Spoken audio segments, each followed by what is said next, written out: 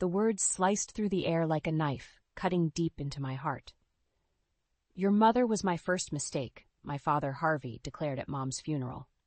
His arm was wrapped around a glamorous, much younger woman, and his voice carried an unmistakable note of disdain. I stood there, frozen in disbelief. The room fell silent, a collective gasp hanging in the air. Aunt Diane's hand tightened on my shoulder, a futile attempt at comfort. "Dad," I managed to choke out, my voice barely above a whisper. "What are you doing?" He turned to me, his eyes cold and unfamiliar. "Laura, meet Candace. She's my new beginning." Candace, all perfect teeth and bottle blonde hair, gave a little wave. "So sorry for your loss," she cooed, not sounding sorry at all. I felt my blood begin to boil. "Your new beginning? At Mom's funeral?" Harvey shrugged, seemingly oblivious to the horrified stares from our relatives and friends. "No time like the present, sweetheart. Your mother would have wanted me to move on." "Move on?" I sputtered, my voice rising. "It's been 3 days, Dad. 3 days." Aunt Diane stepped forward, her face a mask of barely contained fury. "Harvey, this is completely inappropriate. I think you should leave." "Oh, come on, Diane," Harvey scoffed. "Don't be such a prude. Elizabeth's gone, and life goes on." Something inside me snapped. I strode forward, my grief momentarily eclipsed by rage. "Do you even understand the situation right now?" I demanded, my voice trembling. "This is Mom's funeral, your wife's funeral, and you're parading around your girlfriend," Candace supplied helpfully, earning a withering glare from me. Harvey's expression hardened. "What? It's a new beginning for me. Elizabeth and I hadn't been happy for years. You know that, Laura." I recoiled as if I'd been slapped. "So that makes it okay to disrespect her memory? To disrespect us?" My father's eyes narrowed. "Us? There is no us, Laura. Your mother's gone and you're a grown woman. It's time we all moved on with our lives." Aunt Diane intervened again, her voice tight with anger. "Harvey, that's enough. You need to leave. Now." As Harvey turned to go, dragging a slightly bewildered Candace with him, I found my voice again. "Dad," I called out, causing him to pause at the door. "Don't bother coming back, ever." He looked back at me, a flicker of something. Regret? Defiance, crossing his face. Then it was gone, replaced by that cold mask. "Suit yourself," he said, and walked out. The moment the door closed behind him, the room erupted into shocked murmurs. I felt myself swaying, the weight of what had just happened crashing down on me. Aunt Diane's arms were around me in an instant. "Oh, sweetheart," she murmured. "I'm so sorry." I clung to her, feeling like a little girl again. "How could he, Aunt Diane? How could he do this to Mom, to me?" She stroked my hair, her voice soothing. "Your father, he's always been selfish, Laura, but this is a new low, even for him." Uncle Robert appeared at our side, his kind face creased with concern. "Laura, honey, why don't we get you some air?" I nodded numbly, allowing them to guide me out of the stuffy room and into the cool evening air. As we stepped outside, I caught sight of Harvey's car pulling away, Candace's laughter drifting back to us. In that moment, something hardened inside me. The shock and grief were still there, but now they were joined by something else, a burning desire for justice, for revenge. "He can't get away with this," I said, my voice low and determined. "I won't let him." Aunt Diane and Uncle Robert exchanged a worried glance. "Laura," Aunt Diane began cautiously, "I know you're hurting, but no," I cut her off. "He's gone too far this time. He's wrecked our family for the last time." I turned to face them. My jaw set. I'm going to make him pay for what he's done to Mom, to all of us. As the words left my mouth, I saw the concern in their eyes deepen. But I didn't care. In that moment, standing outside my mother's funeral while my father drove off with his new girlfriend, I made a vow. Harvey Miller was going to regret the day he decided to betray us. And I, Laura Miller, was going to be the one to make sure of it. The boxes felt heavier than they should as I lugged them into Aunt Diane and Uncle Robert's guest room. Each one was filled with memories of a life I was leaving behind, a life that had shattered like glass at my mother's funeral. "Need any help, sweetheart?" Aunt Diane's voice floated up the stairs. "I'm okay," I called back, but my voice cracked, betraying me. Footsteps on the stairs, and then Aunt Diane was there, her arms around me. I melted into her embrace, feeling like a little girl again. "Oh, Laura," she murmured, stroking my hair. "It's okay to not be okay, you know." I pulled back, wiping my eyes. I can't believe he did this, that he's just gone. Aunt Diane's face hardened. Your father made his choice, Laura, and it wasn't us. It wasn't you. A knock at the door interrupted us. Uncle Robert poked his head in, his kind eyes crinkling with concern. Everything all right in here? I managed a weak smile. Getting there. He came in, carrying a tray with steaming mugs. Thought you ladies might need some tea. It's your mom's favorite blend, Laura. The scent hit me, and suddenly I was back in our kitchen, Mom laughing as she poured us both a cup. The tears came then, hot and fast. Oh, honey, Aunt Diane said, pulling me close again. Let it out. It's okay. Uncle Robert set the tray down and joined us, his strong arms encircling us both. We stayed like that for a long moment, their love surrounding me like a warm blanket. Finally, I pulled away, wiping my eyes. Thank you, I said softly, both of you. I don't know what I'd do without you. Aunt Diane squeezed my hand. You're family, Laura. This is what family does. Real family, I said, a hint of bitterness creeping into my voice. Uncle Robert's face grew serious. Laura, about your father? He's not my father, I cut in, surprising myself with the vehemence in my voice. Not anymore. My only father figure is you, Uncle Robert. A look passed between Aunt Diane and Uncle Robert, a mix of concern and something else. Hope? We're here for you, Laura, Uncle Robert said gently. Whatever you need. I nodded, feeling a sudden surge of determination. What I need is to start over, to build a new life without him. Aunt Diane smiled, a fierce pride in her eyes, and that's exactly what you're going to do, starting right now. Over the next few days, I threw myself into settling into my new home. Aunt Diane and Uncle Robert gave me space when I needed it, but were always there with a hug or a cup of tea when the grief hit hard. One evening, as we sat around the dinner table, Aunt Diane broached a subject I'd been avoiding. Laura, honey, she began cautiously, have you thought about what you want to do with your mom's things? I froze, my fork halfway to my mouth. I hadn't really. Uncle Robert reached over and patted my hand. There's no rush, sweetheart. We just thought you might want to go through some of it, maybe find some things to keep here. I nodded slowly, the idea taking root. That might be nice, actually. The next day we drove to my old house. As we pulled up, I saw a familiar car in the driveway. My stomach clenched. Is that? Aunt Diane's voice trailed off. Before I could answer, the front door opened. Harvey stepped out, Candace trailing behind him. Laura, he called, his voice jovial as if nothing had happened. I was hoping you'd stop by. We need to talk about the house. I felt my blood begin to boil. We don't need to talk about anything, I spat. Harvey's face darkened. Now, listen here. But Aunt Diane was already out of the car, placing herself between us. Harvey, she said, her voice ice-cold, you need to leave. Now. As they argued, I stood there, trembling with rage and grief.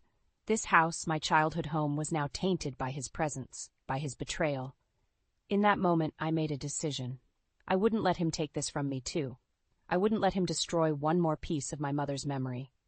I'm keeping the house, I declared, my voice ringing out clear and strong. It's mine now.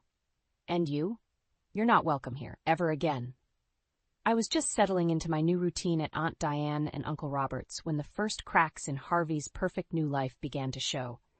It started with a frantic phone call one evening. Laura, please, I need your help. Harvey's voice crackled through the speaker, desperation evident. I felt my jaw clench. What do you want? It's Candace, he said, his voice breaking. She's left me, cleaned out my bank account and disappeared. A cold satisfaction washed over me. And how is that my problem? Laura, please, I'm your father. No, I cut him off, my voice as sharp as a knife. My only father figure is Robert. You made your choice, Harvey. Now live with it. I hung up, my hand shaking slightly. Aunt Diane appeared in the doorway, concern etched on her face. Everything okay, honey? I nodded, forcing a smile. Just taking out the trash. The next few weeks were a whirlwind. I threw myself into my work, determined to prove that I didn't need Harvey or his drama. But fate had other plans. It was a crisp autumn afternoon when I ran into my grandfather, James, at the local coffee shop. His face was grim as he motioned me over. Laura, he said, his voice low, there's something you should know. It's about your father. My stomach clenched.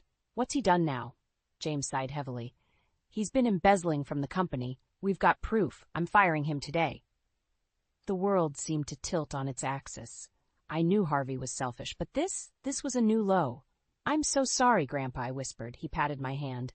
It's not your fault, dear, but I thought you should hear it from me first. As if on cue, a commotion erupted outside. We turned to see Harvey being escorted out of the family business building across the street, his face red with rage. You can't do this to me, he shouted. I built this company. My grandfather stood, his face set in stone. Excuse me, Laura. I need to handle this. I watched as he strode across the street, every inch the family patriarch. Harvey, his voice boomed, silencing the growing crowd. You've been an embarrassment to this company and this family for far too long. It ends now. Harvey's eyes locked with mine through the coffee shop window.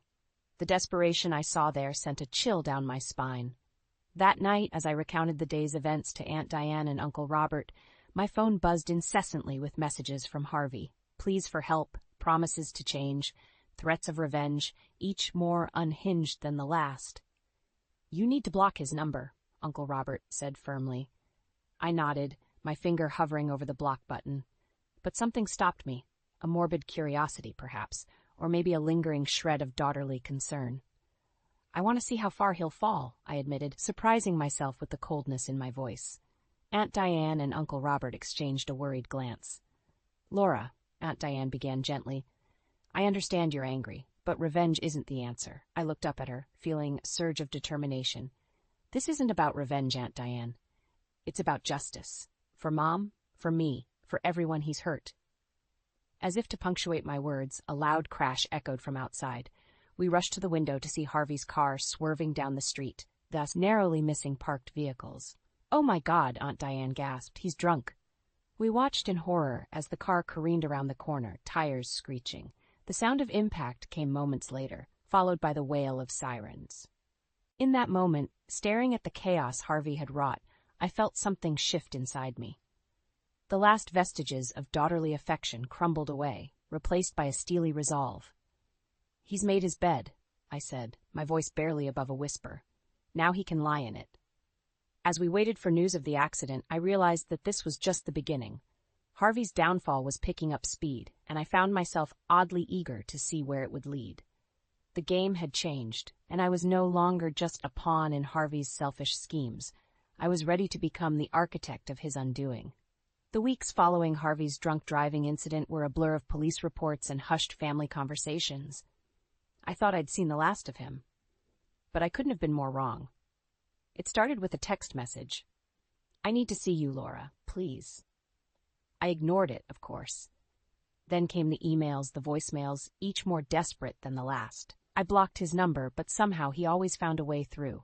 One evening, as I was leaving work, I spotted a familiar figure lurking near my car. My heart raced as I recognized Harvey, looking disheveled and wild-eyed. Laura, he called out, stumbling towards me. Please, just talk to me. I fumbled for my keys, my hands shaking. Stay away from me, Harvey. I mean it. He grabbed my arm, his grip surprisingly strong. I'm your father. You can't just cut me out of your life. As I wrenched free, anger surging through me. Watch me, I spat, jumping into my car and speeding away, leaving him shouting in the parking lot. That night, I paced in Aunt Diane and Uncle Robert's living room, recounting the incident. This has gone too far, Uncle Robert said, his face grim. We need to get a restraining order. Aunt Diane nodded, pulling me into a hug. We'll protect you, sweetheart, whatever it takes. But as the days passed, Harvey's desperation seemed to grow. He showed up at my favorite coffee shop, my gym, even outside Aunt Diane and Uncle Robert's house. It was like he was everywhere, a constant shadow looming over my life. The final straw came during a family dinner at my grandparents' house. We were just sitting down to eat when the doorbell rang. Grandpa James answered it, and I heard Harvey's slurred voice. Where is she? Where's my daughter? I froze, my fork clattering to the plate. Aunt Diane squeezed my hand as raised voices echoed from the foyer. You're not welcome here, Harvey, Grandpa James said firmly. Leave now, or I'm calling the police. You can't keep her from me, Harvey shouted. Laura, I know you're in there. Something in me snapped. I stood up, ignoring the protests of my family, and marched to the front door. What do you want? I demanded, facing Harvey for the first time in weeks. He looked terrible, unshaven, clothes rumpled up, eyes bloodshot. Laura, he said, his voice breaking. I need your help. Candace, she took everything. I've got nothing left." For a moment I felt a flicker of pity. Then I remembered everything he'd done, every cruel word and selfish action. "You've got nothing left because you threw it all away," I said coldly. "You chose this, Harvey. Now live with it." His face contorted with rage. "You ungrateful little—" He lunged forward, but Grandpa James and Uncle Robert were there in an instant, holding him back. "That's it," Grandpa James growled. "I'm calling the police." As they wrestled Harvey away from the door, he shouted, "You'll regret this, Laura. I'll make you pay." The door slammed shut, muffling his threats. I stood there, shaking, as Aunt Diane wrapped her arms around me. "It's okay," she murmured. "You're safe now." But I didn't feel safe. I felt angry, furious. This man, who was supposed to be my father, had terrorized me, stalked me, and now threatened me. And for what? Because I refused to enable his selfish behavior? In that moment, something hardened inside me. I turned to my family, my voice steady and cold. "I want to press charges," I said, "for harassment, stalking, everything. I want to make sure he can never do this to anyone else again." Aunt Diane and Uncle Robert exchanged a look, then nodded. "We'll support you, whatever you decide," Uncle Robert said. As we waited for the police to arrive, I felt a strange calm settle over me. This wasn't just about protecting myself anymore. It was about making sure Harvey faced consequences for his actions, once and for all. "He's wrecked enough lives," I told Aunt Diane, my resolve strengthening with each word. "It's time to put an end to this for good." Little did I know, this decision would set in motion a chain of events that would change everything. The real battle was just beginning. The restraining order against Harvey brought a temporary sense of peace, but it also ignited a fire within me. I couldn't shake the feeling that there was more I needed to do. Not just for myself, but for Mom's memory. That's when the idea hit me. I'd use my graphic design skills to create a public art project dedicated to Mom.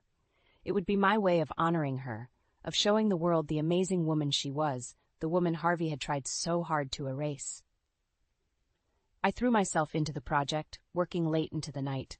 Aunt Diane and Uncle Robert were supportive, but I could see the worry in their eyes. "Don't let this consume you, Laura," Aunt Diane cautioned one evening. "Your mother wouldn't want that." I nodded, but inside, I knew this was something I had to do. It was more than just art. It was my way of fighting back. As the project took shape, it started to gain attention.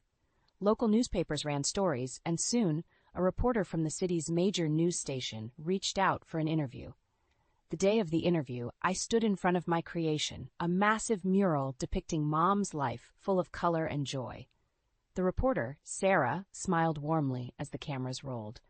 "Laura, this is truly breathtaking," she said. "What inspired you to create this?"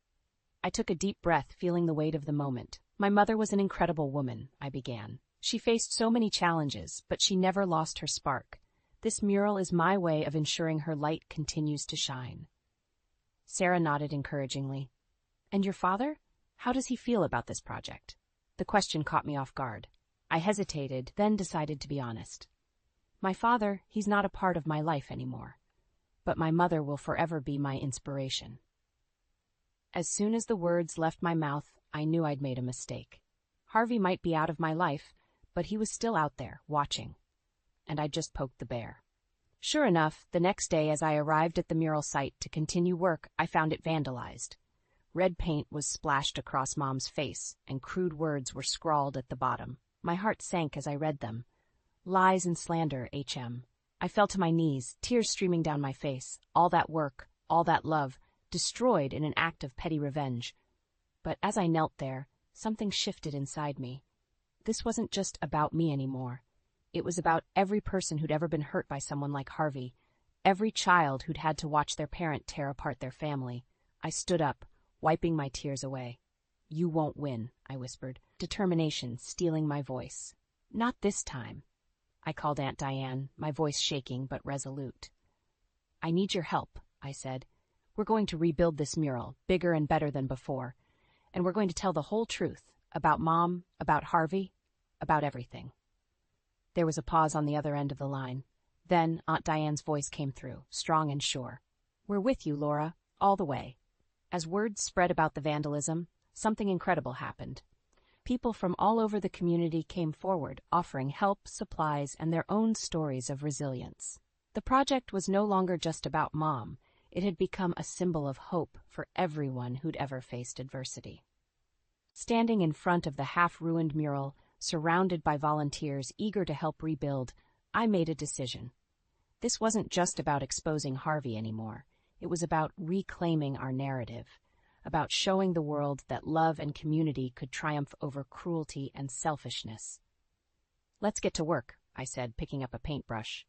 As we began to restore the mural, I felt a sense of purpose I hadn't experienced in years. Harvey had tried to silence us, to erase our story. But with every brushstroke, we were writing a new chapter, one he couldn't touch. The battle was far from over, but for the first time I truly believed we could win. And I was ready to fight with everything I had. The night of the award ceremony should have been a triumph. My public art project had taken on a life of its own, inspiring others to share their stories of resilience. The local arts council was honoring me for outstanding community impact. It felt like a vindication of everything I'd been through, a sign that I was finally moving past Harvey's shadow. I stood at the podium, heart racing as I surveyed the crowd. Aunt Diane and Uncle Robert beamed from the front row, pride radiating from their faces. I took a deep breath, ready to begin my speech. "Thank you all for this incredible honor," I started. "This project began as a tribute to my mother, but it's become so much more." A commotion at the back of the room cut me off. My blood ran cold as I recognized the voice. "That's my daughter up there," Harvey bellowed, stumbling down the aisle. "My flesh and blood," murmurs rippled through the audience. I gripped the podium, knuckles white, willing myself to stay calm. "Sir, you need to leave." A security guard approached Harvey, but he shoved past. "Laura," Harvey called out, his eyes wild and desperate. "Tell them who I am. Tell them I'm your father." The room fell silent, all eyes on me. I could feel the weight of their stares, the curiosity, the judgment. In that moment, I knew I had a choice. I could shrink away, let Harvey's drama overshadow everything I'd accomplished, or I could stand my ground. I straightened my spine, looked Harvey directly in the eye, and spoke into the microphone. "You're not my father," I said, my voice steady and clear. "You lost that right a long time ago." Harvey's face contorted with rage. "How dare you?" he snarled. "After everything I've done for you." A bitter laugh escaped me. "Everything you've done? You mean abandoning Mom and me? Showing up drunk at her funeral with your girlfriend? Stalking me and vandalizing my work?" Gasps echoed through the room. Harvey lunged forward, but Uncle Robert was there in an instant, blocking his path. "That's enough, Harvey," he said firmly. But Harvey wasn't done. He turned to the crowd, desperation etched on his face. "She's lying," he shouted. "I'm a good father. I just need a little help, a little money to get back on my feet. Laura, please." I felt a hand on my arm and turned to see Aunt Diane beside me, her eyes blazing with protective fury. "You want the truth, Harvey?" she said, her voice ringing out. "Let's tell them everything. How you cheated on your wife for years. How you drained the family savings for your gambling addiction. How you've tried to sabotage Laura's career at every turn because you can't stand to see her succeed where you failed." The room erupted into shocked whispers. Harvey's face drained of color as he realized the extent of his exposure. "You're lying," he stammered, but the conviction had left his voice. I stepped forward, my voice trembling but determined. "No, Harvey, you're the liar. You've lied to everyone, including yourself, for years, but it ends now." Security guards finally reached Harvey, grasping his arms to escort him out. As they led him away, he turned back, his eyes meeting mine one last time. "You'll regret this," he hissed. "You're nothing without me." The doors slammed shut behind him, leaving a stunned silence in his wake. I stood there, shaking, feeling as if I might collapse at any moment. But then something extraordinary happened. Someone in the audience began to clap, then another and another. Soon the entire room was on its feet, applauding not just for my art but for the strength it took to stand up to Harvey. As the ovation washed over me, I felt a mix of emotions I couldn't quite name. Relief, exhaustion, a hint of lingering fear, but also hope. For the first time, I truly believed that I could break free from Harvey's toxic influence. But as I looked at Aunt Diane's worried face, I knew this wasn't over. Harvey's threat hung in the air, a promise of more chaos to come. I'd won this battle, but the war was far from over, and I had a sinking feeling that Harvey's next move would be his most desperate and dangerous yet. The days following the award ceremony were a blur of congratulations and concerned looks. I tried to focus on the positive, on the community's support, but Harvey's final threat echoed in my mind. I knew him well enough to know he wouldn't go quietly. It was a rainy Tuesday when the other shoe dropped. I was at work when Aunt Diane called, her voice tight with barely controlled anger. "Laura, you need to come home. Now." I rushed back to find Aunt Diane and Uncle Robert huddled at the kitchen table, faces grim. A letter lay between them. "It's from Harvey," Aunt Diane said, pushing it towards me. My hands shook as I read. Harvey had hit rock bottom, losing his apartment and what few friends he had left, but instead of taking responsibility, he'd decided to lash out. The letter was filled with threats to reveal old family secrets, things that could destroy not just our reputation, but Grandpa James's business as well. "He's bluffing," I said, but the tremor in my voice betrayed my uncertainty. Uncle Robert shook his head. "Some of what he's threatening to reveal, it's true, Laura. Things from before you were born, things we never wanted to burden you with." I felt the ground shift beneath me. "What things?" Aunt Diane took a deep breath. "Your grandfather. He wasn't always the upstanding businessman he is now. There were some questionable deals in the early days, nothing illegal, but ethically murky." "And Harvey knows about this?" They nodded. "He was involved in some of it," Uncle Robert admitted. "That's partly why your grandfather kept him in the company for so long, despite everything."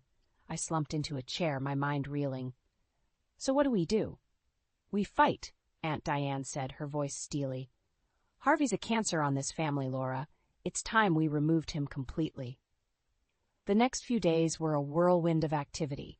We consulted lawyers, gathered evidence of Harvey's past misdeeds, and prepared for the worst. I threw myself into the work, determined to end this once and for all. But Harvey wasn't done. He started showing up at my workplace, at my favorite cafes, always just on the edge of violating the restraining order. The constant tension was wearing me down.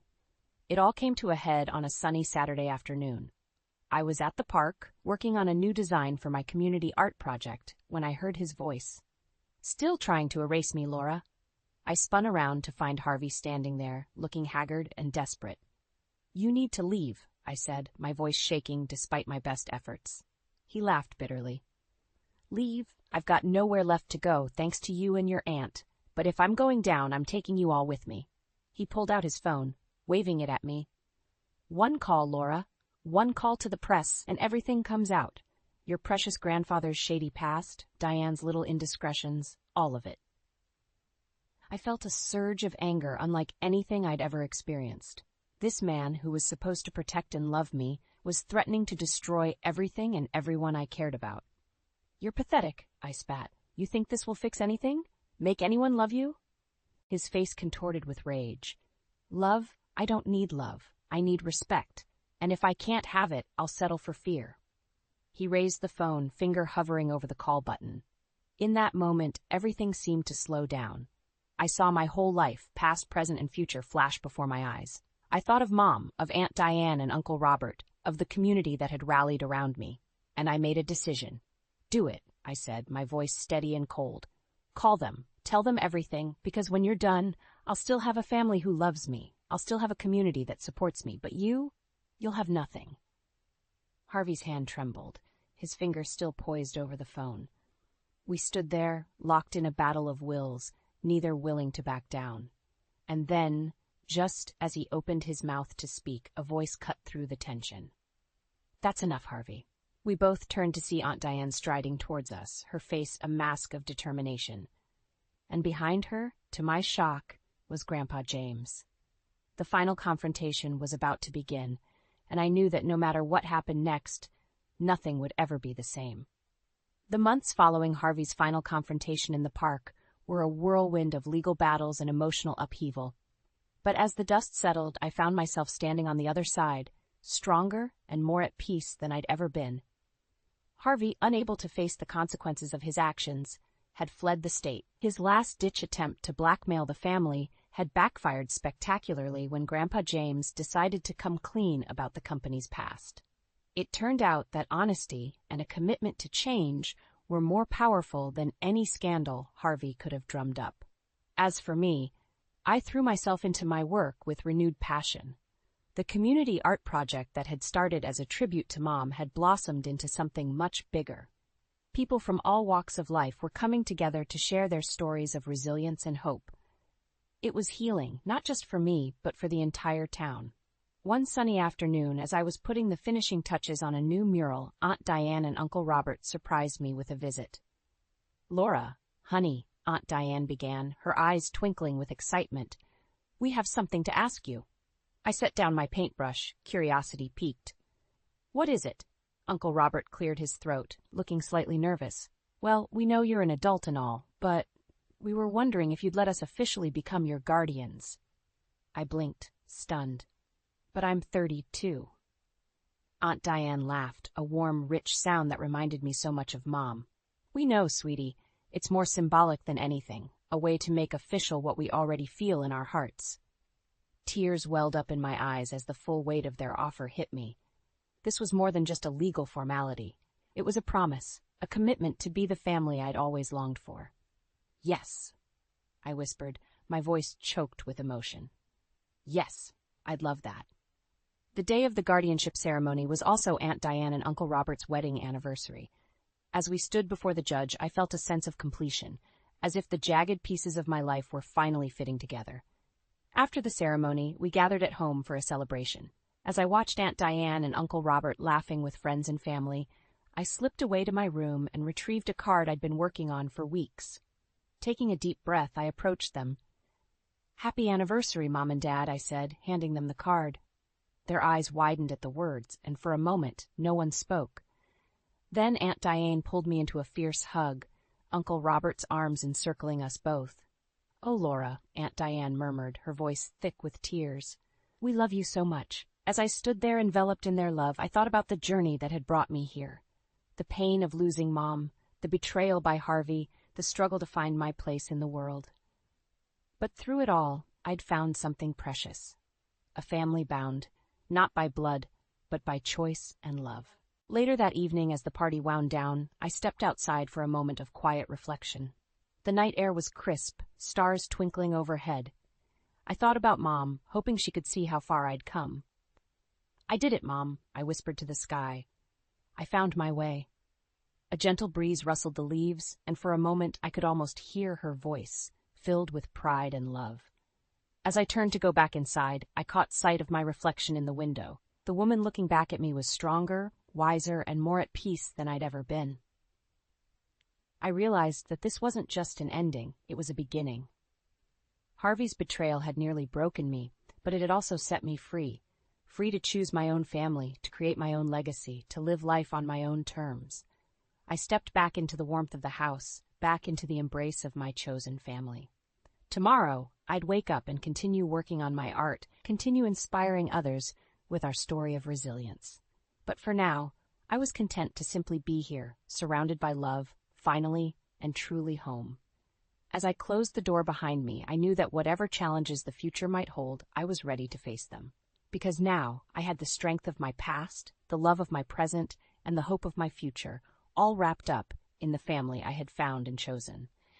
This was my happy ending and my new beginning all at once. Are you my husband's friend in the middle school? I'm sorry, but I want you to leave immediately. My name is Jackson, and I am 33 years old and single. Today was the wedding of my friend Lucas, who works in the same company with me. I was approached by a bride's relative and led to the waiting room before entering the ceremony hall. The man who claimed to be a relative was in good shape and took me forcibly with his strong arms. Aside the relative's forcibility, I assumed the bride wanted to greet me before the ceremony. I admired how courteous she was. However, my admiration turned to disgust in the next moment. The reason I was summoned was not to greet but to threaten me. The bride, who was waiting in the waiting room, gave me a devilish expression. I was startled for a moment, but I congratulated her anyway. Congratulations on your wedding. Just after I bowed, she told me to leave immediately. What? I couldn't help but respond. The bride's response to my question was tedious. This is why uneducated people are so bothersome. With a click of her tongue, I could hear what she was muttering. It seems the bride hates the fact that I only have a high school diploma. She stated, "You don't seem to understand, so I'll say it clearly. My husband and I come from an elite family, and today's attendees are also from the elite corps. It makes me unpleasant to see a middle school graduate among us." I was aware of it. They said my academic background was embarrassing. Of course, I know that Lucas is an elite. And I also know how people feel against me who value the academic credentials. I was well aware of that in my life. But I still went to Lucas's wedding because it was just friendship. All I wanted to do was celebrate my friend's marriage. It's not good that the bride, who is the main guest, despised me so much. I asked if I could say a few words of congratulations to Lucas before leaving. The bride and her relatives exchanged glances and blew up at the same time. It's too much for me. I asked them why they were laughing though I was serious. The bride said something I never expected to hear. She stated, "My husband invited you to the wedding not for friendship, but for compassion." The bride continued regardless of my confusion. About my troubled past. As I was abandoned by my parents and raised in an orphanage, and I grew tall but skinny even as an adult due to a lack of nutrition during my growth period. Lucas and I went to the same school. He invited me to his wedding because of the compassion to his classmate. Compassion to my situation that I couldn't eat enough even now. The bride assumed he was attempting to feed me at the wedding. I argued that this was impossible, but the bride and her family paid no attention. She said, "My husband's compassion could raise his value." But I can't bear. A person who only graduated from junior high is attending my wedding. Lucas graduated from a prestigious university and joined a large corporation with annual sales in excess of $100 billion. You claim to work for the same company as my husband, but you work as a janitor or security guard. And you think he'll feel sorry for you just because you're classmates? It's outrageous.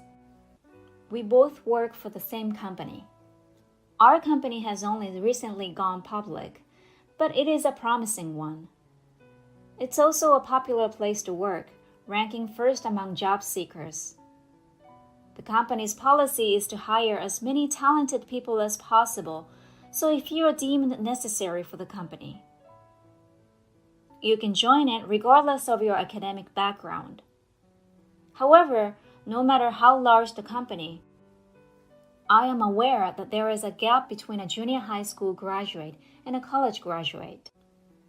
But regardless of whatever reason he had to invite me, I wanted to congratulate Lucas. I'm not expecting anything in return. Regardless of how much I express my true feelings and plead my case, the bride does not even attempt to understand me. She is always looking at me coldly, as if she is looking at something dirty. She was holding her mouth shut, as if she was trying not to breathe the same air as me. She lightly trampled on my passionately expressed friendship thoughts. Would you cut off from my husband and from the job as you graduated from junior high school? She would not only refuse to let me celebrate their marriage, but she would also cut me off at work. I was stuck for a word. No matter how much the company accepts a junior high school graduate, I refuse to accept it, and I refuse to have anything to do with my husband. A male relative grabs my breasts. Hey, please don't be so harsh. I tried to grab his arm and shake him off, but he shoved me against the wall. I felt a dull pain in my back and lungs and gave a low growl. If you understood, just leave. The door to the waiting room opened before the relative could finish its sentence. I was thrown out with a mighty thud, hitting the floor with all my might. Still, I couldn't leave like this without congratulating Lucas.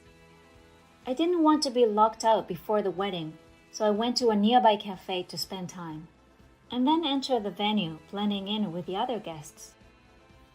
When the wedding reception began, the bride found me at my seat. She fixed her piercing gaze on me. Without saying anything, the bride moved her mouth and said to me, "Why are you here?" By the bride's expression, the relative man noticed me. He charged over to me, grabbed my arm, and attempted to drag me away. But he couldn't get rid of me as easily as he did in the waiting room.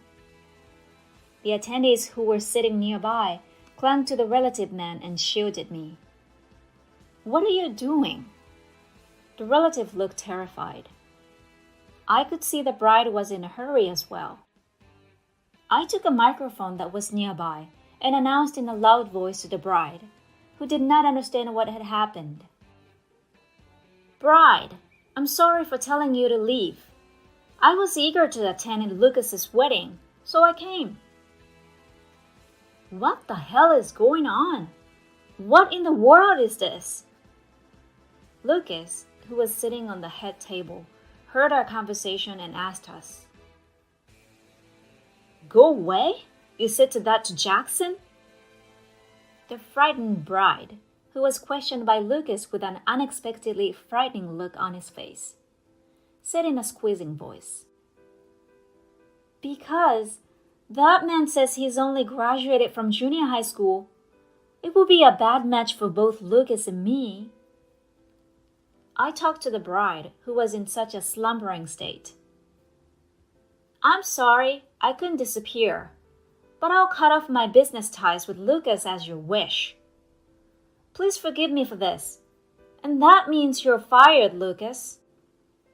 The entire hall fell silent at my words. The first to break the quiet atmosphere was the bride. "What? What do you mean, fired?" Lucas answered shakily. What the hell did you say?" "Jackson is the president of my company." "That's right. I was the guy who started a delivery company at the age of 16, even though I graduated from junior high school. And over the course of 10 years, I grew the company into a major corporation.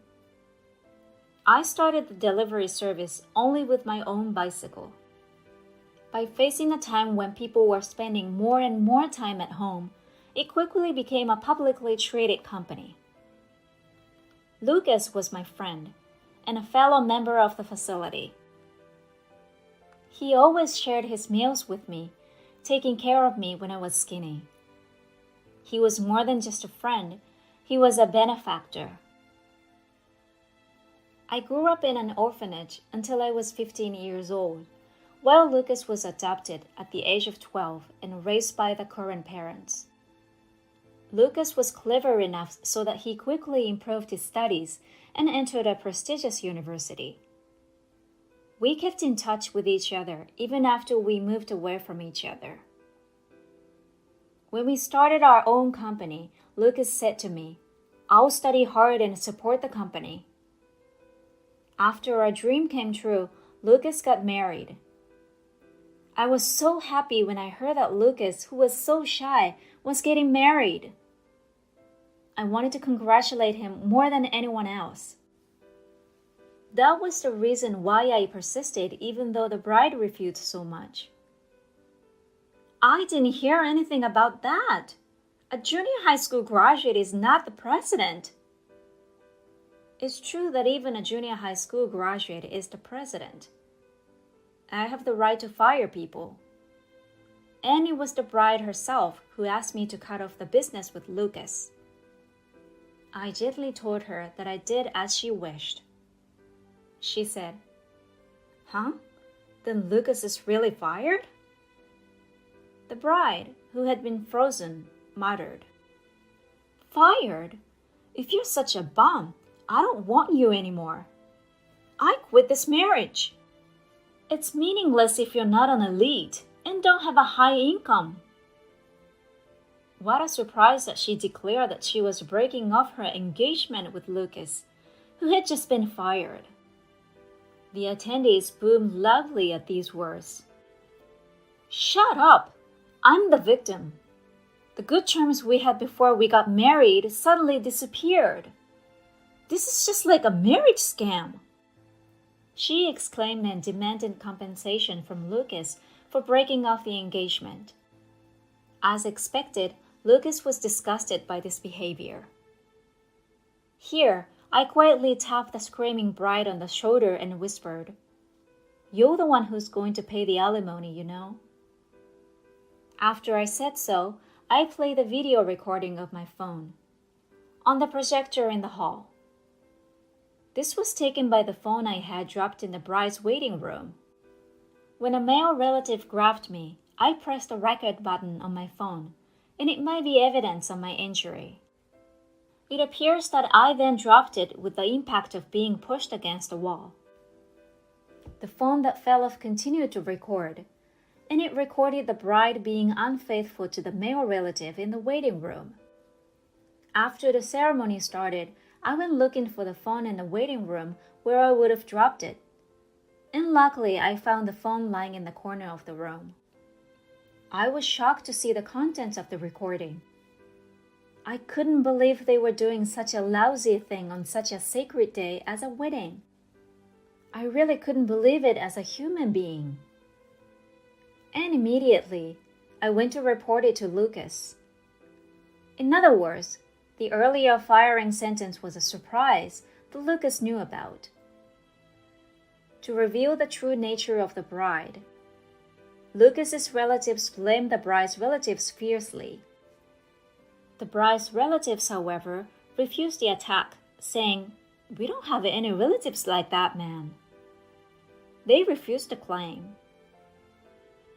Later, it turned out that the man who was with the bride was just an adulterer.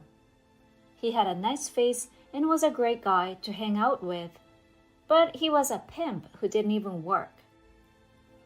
The bride, who wanted to live a celebrity life as a member of a well-educated family while having a boyfriend, set her sights on Lucas, who was gentle and reserved, and strongly asked him to marry her. She really was a trashy woman. Lucas, who studied all the time and had little experience in love. Lucas was kind and trusted people easily. In the end, I'm glad that I could see through his bride's evil ways because I was a high school graduate. I never thought my education would come in handy this way. The evil scum bride then had to pay $5 million in wedding reimbursement and $3 million for breaking off the engagement, for a total of $8 million in debt. Of course, she was insulated from her relatives, as she was humiliated, and her adulterous partner, who was frightened by the amount of debt, ran away. She fell into a life of living alone in a shabby apartment, working day and night, desperately trying to pay off her debts. Thanks to the appearance of the scum woman, the friendship between Lucas and I deepened, and the company grew rapidly and steadily. For Lucas, who has always had a strong desire to get married, I think I would join a matchmaking party with him next time. I hate everything about you, Grandma. We want to live just as a family, so get out. Aurora, my eldest son's wife, yelled at and started throwing my belongings around the room. Seeing this, my younger son's wife, Evelyn, seemed to make up her mind and said, "Hannah, then please come to our house if you'd like." She said this while taking my hand. It seems like Evelyn had a plan. "My name is Hannah, and I'm turning 75 this year. I've been working with flower arrangement since I was young, and I rent an old house in the neighborhood to run my flower arrangement classes. I don't like being too strict with my teaching, and although there are rules to remember, I think it's enough if everyone enjoys arranging flowers together.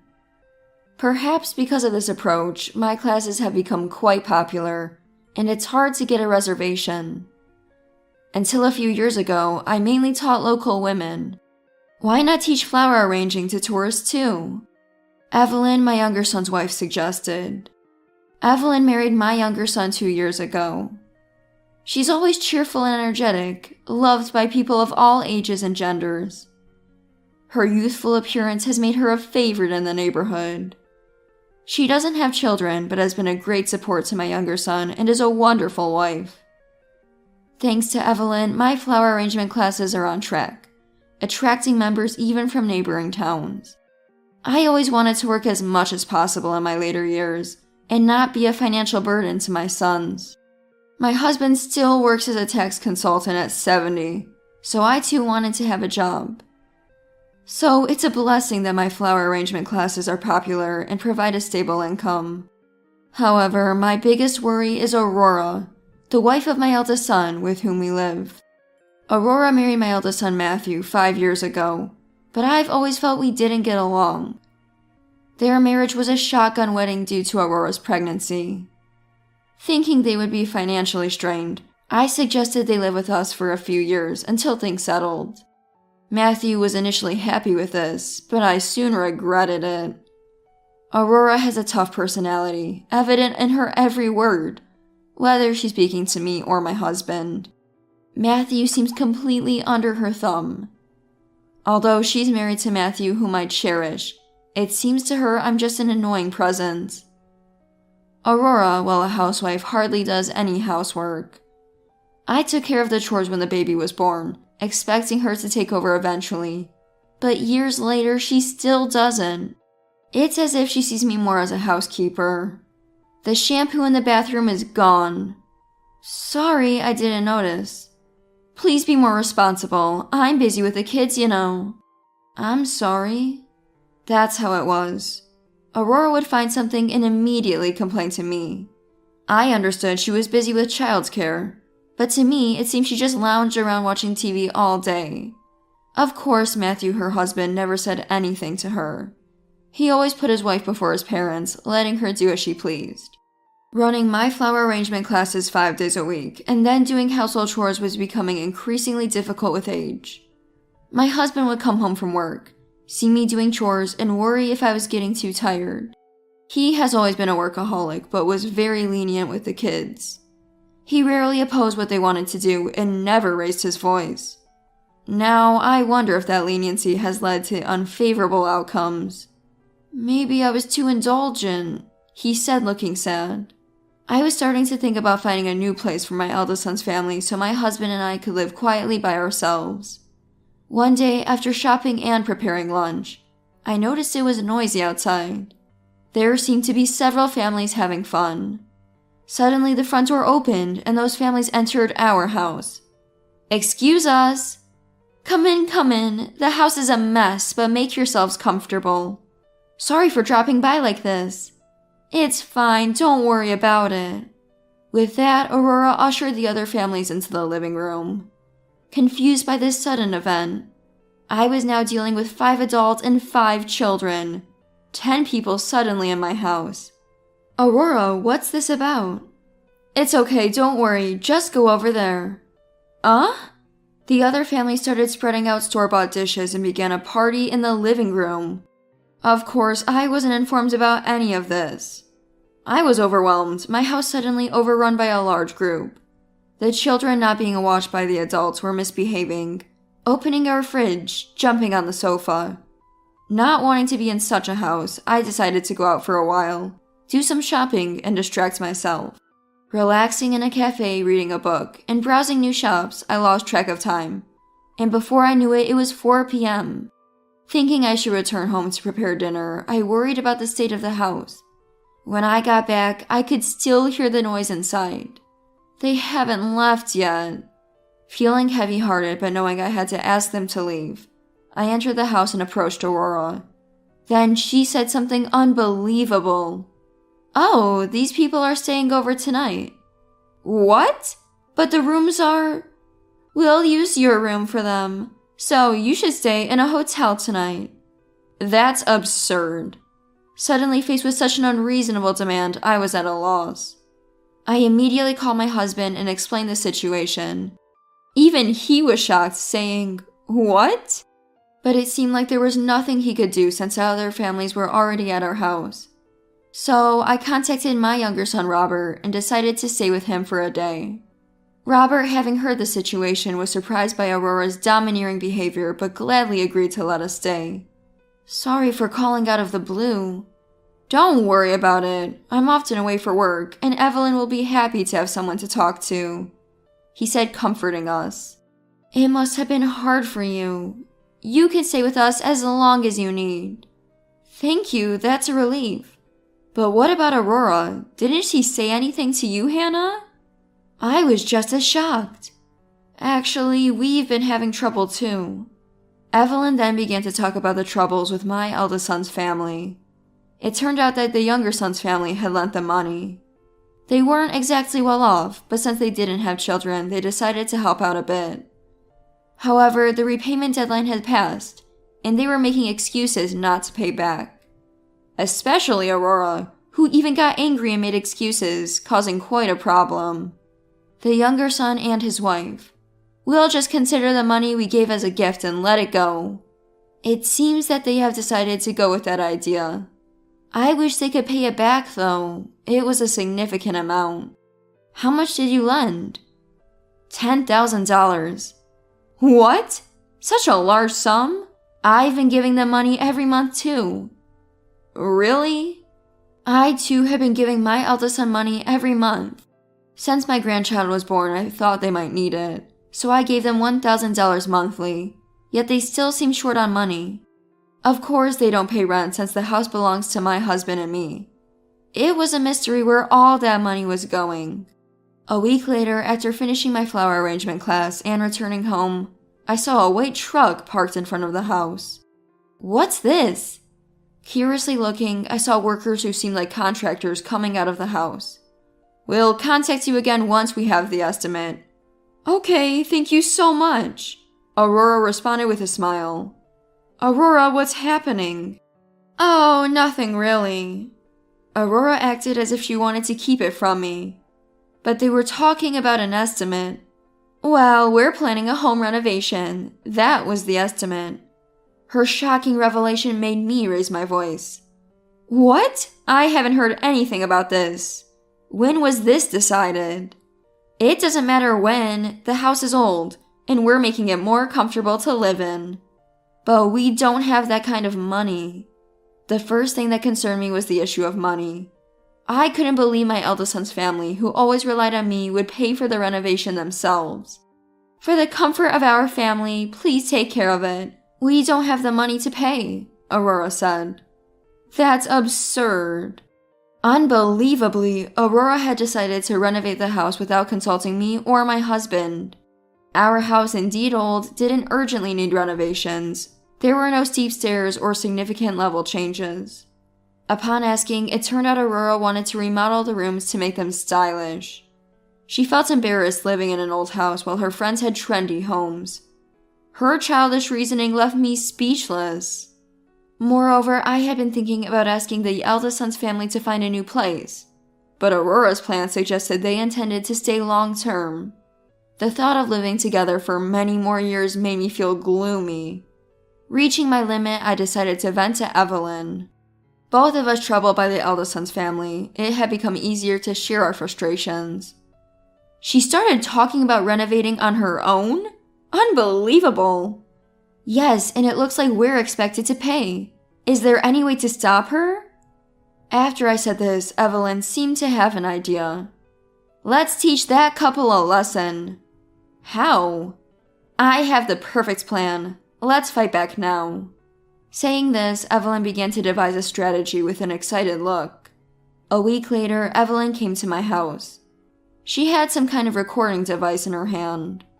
Aurora, when will you return the money? What? I can't right now. We have a child after all. Aurora refused to repay the borrowed money, using her child as an excuse.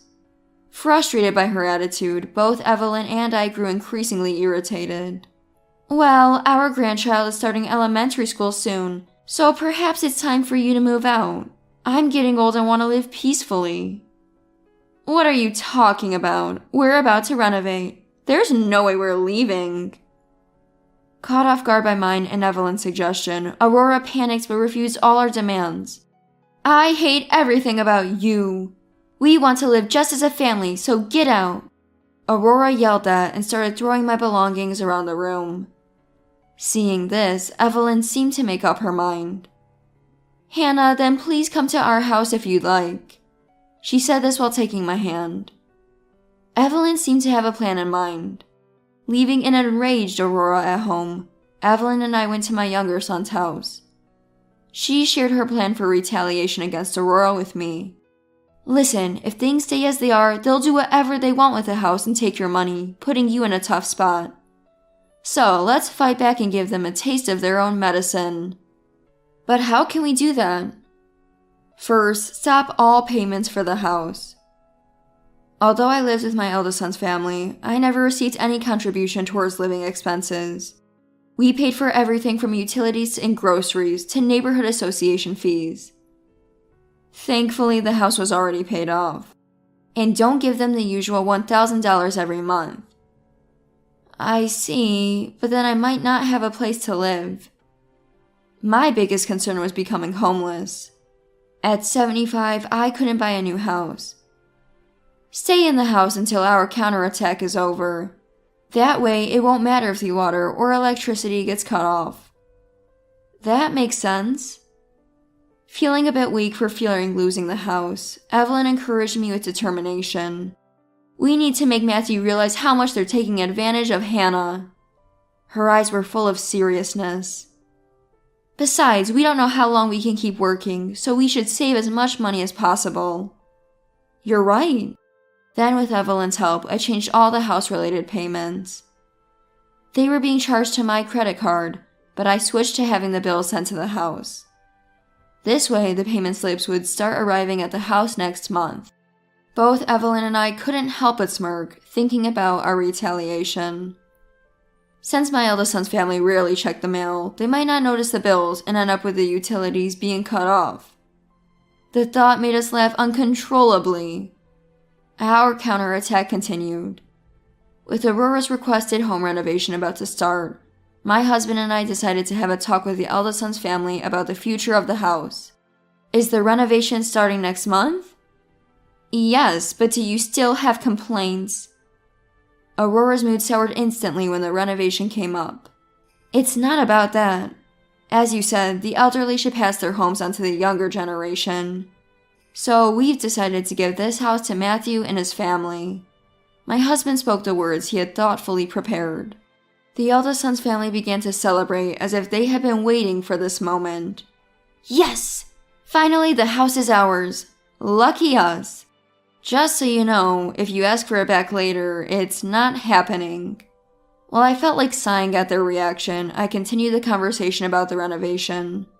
You can remodel the house however you like, I told them. Young people have their own tastes, my husband added. At this, Aurora's face lit up with a smile. Of course! Now that you're no longer residents of this house, could you please leave quickly? This is our house now. Leave, she says. Make sure to move out your stuff quickly. Despite being irritated by Aurora's attitude, I reminded myself that this was all part of our retaliation and held back. Soon after, Evelyn helped me pack our belongings and move them to my younger son's house. I'm always causing trouble for you. What are you talking about, Hannah?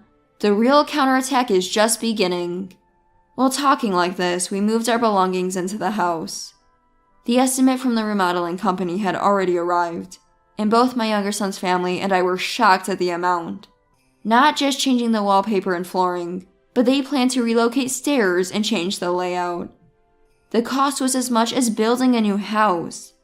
Can they even afford such an amount? Probably not, but it's their own doing. I can't believe they're expecting us to pay for this. Due to Aurora's insistence, the remodeling was almost a complete overhaul of the house. The contractor even said it would be cheaper to buy a new house. But the eldest son's family, thinking we would pay, seemed to be moving forward with the renovation to their liking. Aurora spent her days not doing housework, but poring over interior design magazines. Seeing her like this made me want to start a retaliation right away. We had already informed the remodeling company about their payment. We are giving the house to our son and his wife, so please charge them for everything. The amount in the estimate is fine. The company agreed, and once a significant down payment was made, the work would begin. The down payment was over $10,000.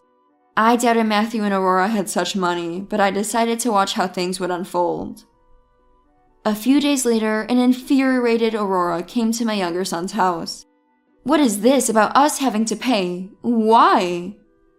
Why? We told you to do as you like since we're leaving, I replied. You both seemed happy about it. You said you'd pay for the remodeling. You don't have anything else to spend your money on, so use it for your son and his wife.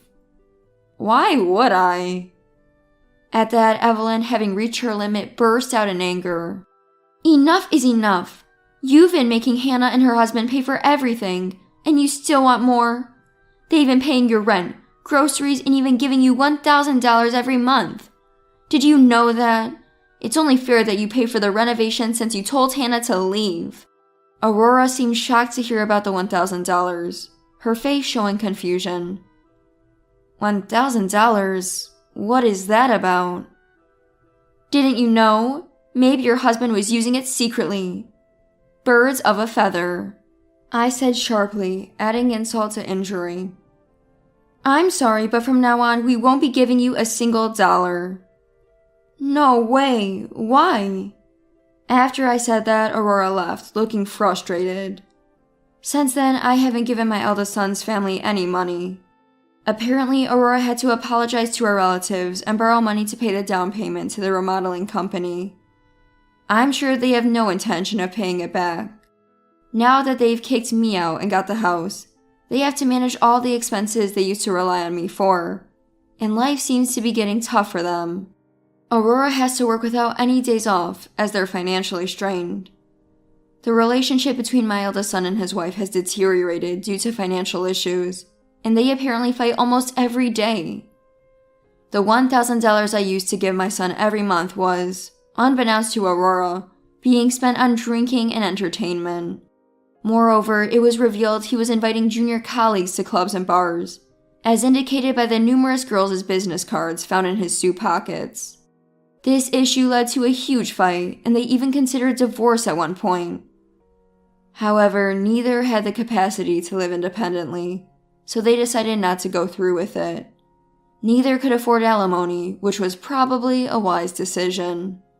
They might have finally realized how expensive it is to live on their own. Lately, Aurora has been calling me with a pleading tone. Hannah, won't you come back home? What? Well, I thought maybe you'd prefer the house you're used to over where you are now. You just want my money, don't you? I'm much more comfortable where I am now. Sorry. I hung up the phone and deleted her contact information. Eventually, it became clear that my eldest son's family couldn't afford the remodeling costs, so they had to sell the house soon after it was completed. The house was priced quite high, probably due to the extensive remodeling expenses, much higher than the average in our town. Our old neighborhood is a so-called bedroom community, not particularly close to a station and without great transportation links.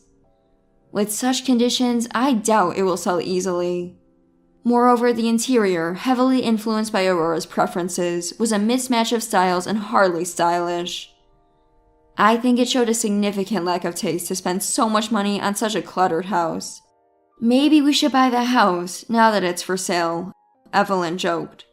Afterward, I heard that my eldest son's family moved somewhere else, but I haven't been in contact, so I don't know the details. Rumor has it that they were cut off by Aurora's relatives for not repaying borrowed money. Furthermore, Aurora reportedly started a dubious business out of desperation for money and is now being shunned by her friends. For several months, we stayed with my younger son and his wife. Evelyn, being kind, offered us, "Why don't you live with us?" But tired from living with Aurora and her family, I politely declined. Instead, Evelyn arranged for us to rent an old house owned by her relatives that they were looking for tenants for. It was an astonishing 120-year-old traditional house. I fell in love with it at first sight. My husband and I, fond of old things, gratefully agreed to rent it. We were offered an unbelievably low rent as family, which we deeply appreciated. The house, grand and full of character, was perfect for my flower arrangement classes. It was even better than the old house I had been renting before, likely attracting more students. I'm motivated to continue with my flower arrangement classes. Changing our living situation made me realize how abnormal the relationship with my eldest son's family had been. I hope my eldest son and his wife learn to value the people around them more than their use of money. If they do, they might find help in times of need, as life is about helping each other. I'm thankful to Evelyn for this realization. I'm proud of my son for marrying such a wonderful woman. I don't know how long I have left, but I plan to continue supporting my younger son and his wife as much as I can. Would you mind not coming to our wedding or our new home? You'll just ruin the mood. If you don't like it, we can just divorce. Susie said this with a condescending look. Kellen seemed flustered by Susie's attitude. It's just too much to treat your in-laws like that. She could at least be a bit more polite. What did we ever do to Susie? All we did was greet her with, "We hope to get along from now on." What was so wrong with that? Susie clearly has a lot of growing up to do. She needs to be set straight. My name is Clara, a 55-year-old housewife. I work and also manage the household. My husband and I have a son named Kellen. He's grown up to be a fine young man and now works at a top-tier company. After years of raising our child, I was enjoying a relaxed life with Lucien, who had retired a bit earlier than me. We sometimes reminisced about our younger days and felt the emptiness without Kellen, but it was a refreshing change. We were thoroughly enjoying our current life and were confident about the future. Then, some wonderful news came our way. Kellen had found someone he wanted to marry. She was a junior at his company and they had been dating for a few years. Our beloved son, whom we had raised with so much care, had found happiness. How could we not be overjoyed? He had already proposed and it seemed Susie had happily accepted. They wanted to formally introduce her to us. We were excited to meet the woman Kellen had chosen and even rearranged our plans and picked out nice outfits for the occasion. Surely if Kellen chose her, she must be a wonderful person. She's probably sweet and very feminine. I was so excited to meet her that even my colleagues noticed, saying, "You seem to be in high spirits lately." Finally, the day of the introduction arrived. We waited in a private room at the designated restaurant when Kellen and a young, lovely woman walked in. She must be the woman he wants to marry. We began introducing ourselves. "Nice to meet you. I'm Susie. I have been dating Kellen." We introduced ourselves in return, nodding politely. The conversation flowed, discussing Kellen and Susie's past. Eventually, the topic shifted to work. "I would like to become a homemaker after we marry. I believe women should support their homes." "Oh, if you ever want to work, you should. I work too." "You work even though you're a mother-in-law?" Susie looked surprised and then displeased. Did I say something wrong? I think the idea that women should only be homemakers is outdated. Women can pursue careers now. Susie's face darkened even more. Kellen and Lucien both sensed the tension. What should I do? Was it wrong to express my opinion? I hesitated, and then Susie blurted out, "You must be so pitiful." "What?" I tilted my head, not understanding. Pitiful? Why would she say that? "Isn't it happier to be a homemaker, not having to work and just staying at home? It's easier than earning money. You probably weren't allowed to, right? So sad. That's not true. I'm very happy. My job is fulfilling. Lucien has already retired, so I don't have to worry about household chores. Wait, you work, but your husband doesn't? Aren't men supposed to earn money? It must be tough having a lazy husband. Don't say that. We chose this life together. No matter how much we tried to explain, Susie's pitying attitude didn't change, even though it's different. We chose this life because it's what we wanted. Why do we have to be criticized like that? As I was feeling frustrated, Susie hurled even more hurtful words at us. Susie, enough is enough. Stop disrespecting my parents. Kellen intervened, clearly unable to stand the tension any longer. But Susie wasn't convinced. Why won't you understand me? I just said that because I felt sorry for your mom. What's wrong with that? She really is pitiful. The two began to argue in front of me. It's my fault. I shouldn't have said anything. Blaming myself, I watched the unfolding drama. I never thought Susie would be like this. I can't forgive you for saying that to my mom. We're calling off the engagement. As the argument heated up, Kellen's declaration left Susie in shock. Wait, I have already told my parents and friends about our engagement.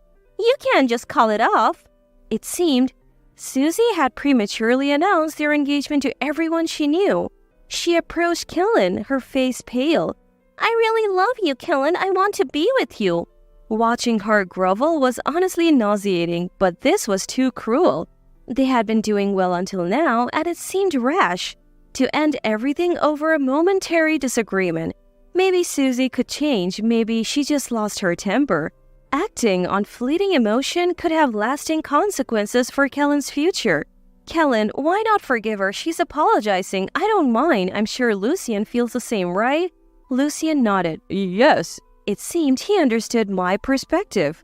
You know, aside of Susie we haven't seen, it might be too hasty to call off the engagement without considering all the good in her.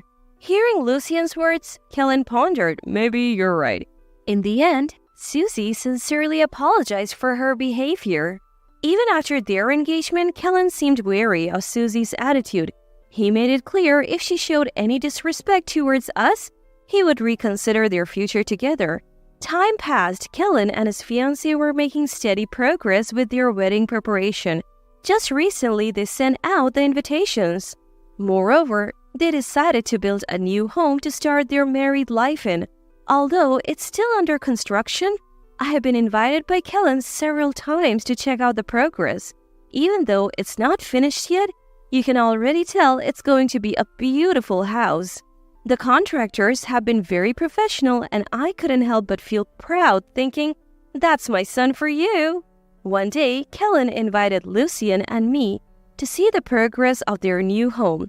Lucien in particular was very impressed. Every time he saw it, he would say, "What a great house!" I bet Kellen was pleased to see such reactions.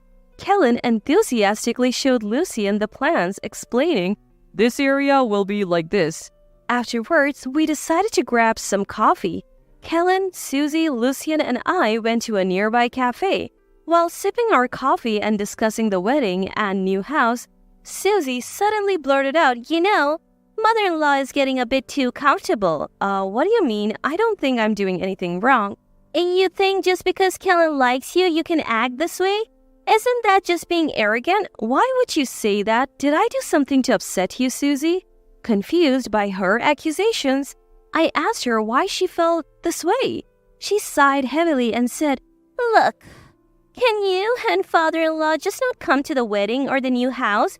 You will just ruin the mood. If you don't like it, we can just divorce. What? I was taken aback by her words.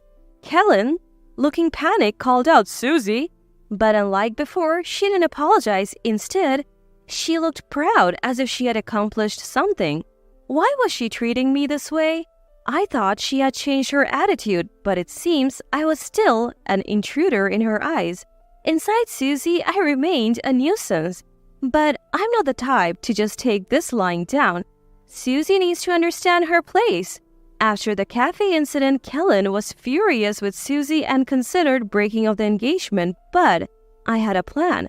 I told him to go ahead with the wedding as planned, and if he wanted to break up, to do it later. You think you can handle this?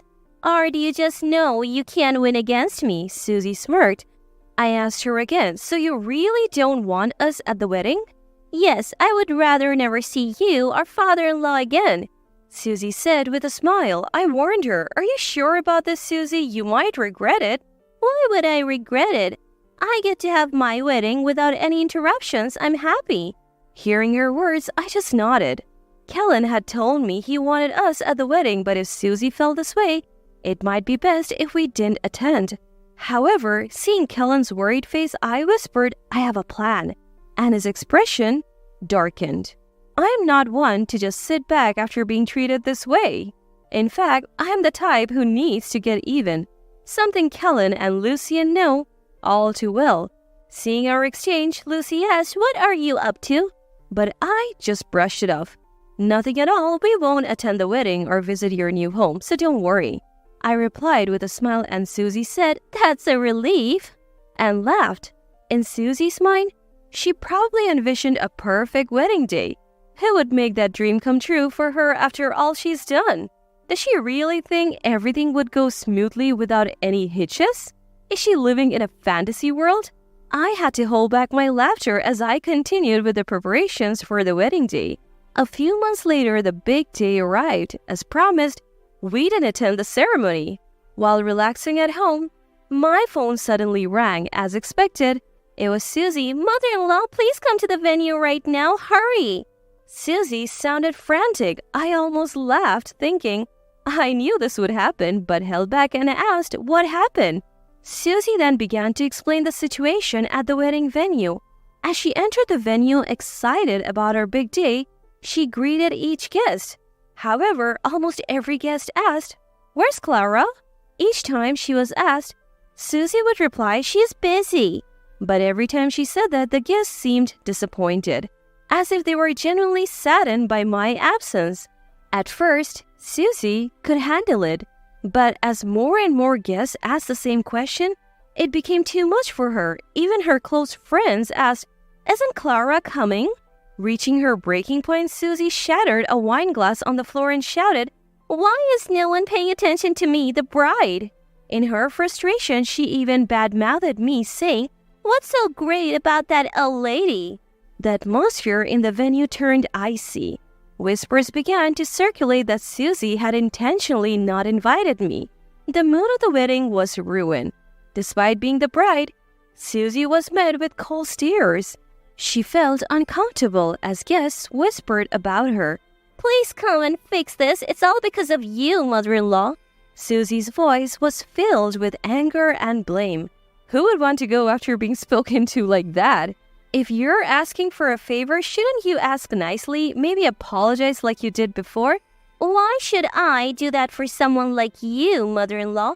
Hurry up. I'm about to change my dress. Do you want me to go back into that awful atmosphere?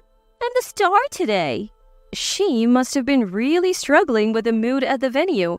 No matter what I said, all Susie could say was, come quickly. I couldn't help but chuckle at her desperation. Certainly being treated like an outcast on one's wedding day, a significant moment in life, must be tough. Feeling sorry for Susie, I promised to come to the venue. Relieved, Susie took a deep breath. Lucien and I dressed in our finest attire and headed to the venue mentioned in the invitation. I must admit, my son chose a wonderful place. The venue's interior was neither too lavish nor too simple, making it very comfortable. As we arrived in the waiting room, Susie approached saying, you finally made it! Led by Susie into the hall, the moment the guests saw me, they flocked around. It's Clara, the real deal! It's an honor to see you. We thought we wouldn't see you today. Seeing the guests showering me with such admiration, Susie looked utterly bewildered. Why is everyone fussing over mother-in-law? I'm the bride today.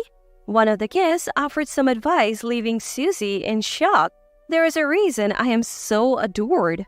I am the CEO of a major global corporate group. While Susie seemed unaware, I have been interviewed on TV and in magazines multiple times, making me quite famous domestically. Most guests probably attended the wedding more in hopes of seeing me than celebrating Susie's big day.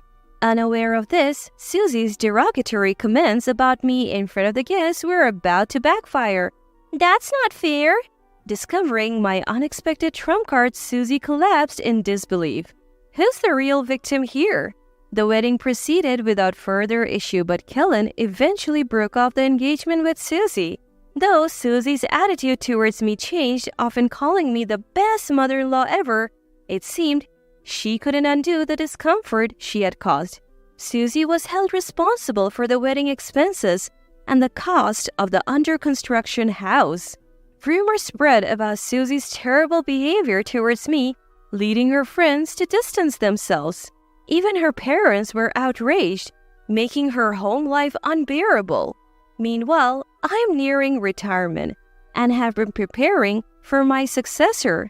Kellen, having gained experience and knowledge in a top-tier company, is the obvious choice. My family and employees are my cherished companions. I intend to protect and care for them as much as possible.